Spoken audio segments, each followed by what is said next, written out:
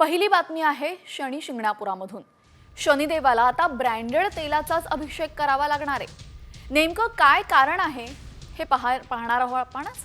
दुसरी बातमी आहे तापमानासंदर्भातली। फेब्रुवारीच्या दुसऱ्या आठवड्यातच उन्हाचा कडाका जाणवू लागलेला आहे।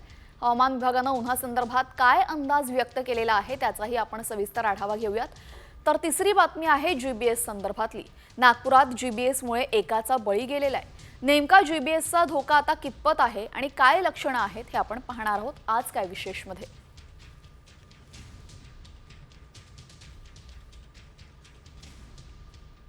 पहिली बातमी आहे शनी शिंगणापुरामधून। शनिदेवाला आता ब्रँडेड तेलाचाच अभिषेक करावा लागणार आहे। नेमकं काय कारण आहे हे पाहणार आहोत आपणच। दुसरी बातमी आहे तापमानासंदर्भातली। फेब्रुवारीच्या दुसऱ्या आठवड्यातच उन्हाचा कडाका जाणवू लागलेला आहे। हवामान विभागाने उन्हासंदर्भात काय अंदाज व्यक्त केलेला आहे त्याचाही आपण सविस्तर आढावा घेऊयात।